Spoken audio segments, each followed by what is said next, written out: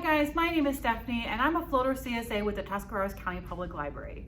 Welcome back to Reading Therapy with Stephanie. Today I have 5 mystery books to share with you guys. So let's get started. For our first book today, I have A Madness So Discreet by Mindy McGinnis, and in this story we follow a girl named Grace who was thrown in an asylum basically for being pregnant.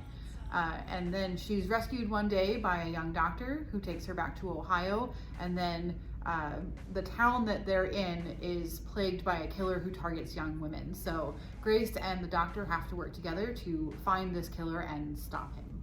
And I love this book. I love the relationship between Grace and her rescuer. I think their friendship is super sweet. I love Mindy McGinnis's writing. I've met Mindy McGinnis a couple times and I think she's just a fabulous human, and all of her books are great. But this one in particular is great if you're looking for a YA mystery. But yeah, it's wonderful and you should read it, and I don't have much else to say. Next up I have Mr. Mercedes by Stephen King. In this story, we witness a crime at the very beginning where a man drives a Mercedes into a line of people waiting for a job fair in a suffering city. And our main character, whose name is Bill Hodges, he's haunted by the fact that he couldn't solve this crime. He couldn't find the person who did it. And it's got him really depressed, and he's just contemplating putting an end to everything until he gets a letter from the man who claims that he committed the crime, and he decides that he's going to come out of retirement and solve this once and for all. And this is a classic Stephen King book, but definitely has more of a fast pace to it than some of the other Stephen King books I've read, and I really like that about this. It definitely keeps you on your toes as well. The mystery is a really intriguing one. So if you're into mystery and not sure about Stephen King, I would give this a try. Next up, I have a juvenile mystery for you guys, and that is The Absent Author by Ron Roy.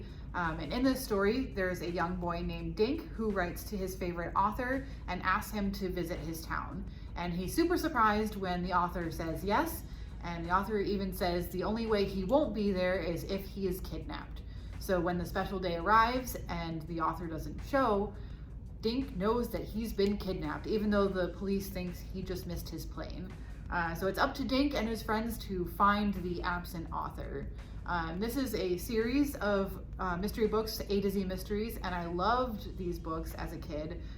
They're very quick reads, but they're a lot of fun. They're a lot of fun, you guys. And so if you're looking for a good juvenile mystery, look no further than this book.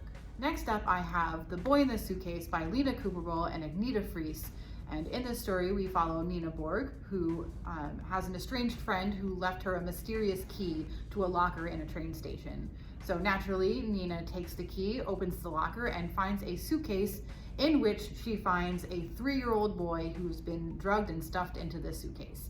And as you can imagine, she was not expecting that, and it's definitely a traumatic event, and she has to figure out who the boy is, why he's there, and if she can even take him safely to the authorities. And I was blown away by this book.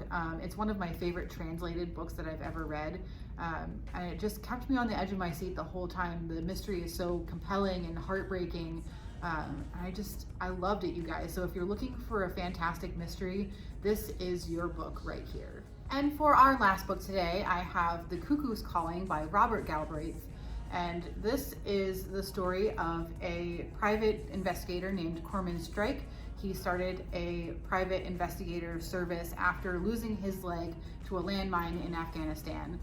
But he's really struggling to make this business work, and he's on the verge of closing it down when he has a friend who asks him to look into the death of his sister, which had been ruled a suicide. She fell from a balcony, but now her brother's not so sure that it was really an accident and wants Corman to look into it for him. And this is such an intelligent mystery. I was completely like blindsided by the actual culprit because I just never saw it coming.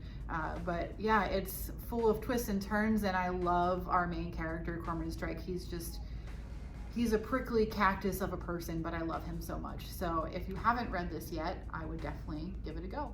Okay, that is going to do it for our video today, you guys. I hope you saw a mystery that you would like to try. If you have any ideas for future videos, please just let me know and I'll do my best to recommend something that you will love. As always, may your books be many and your interruptions few. Bye guys.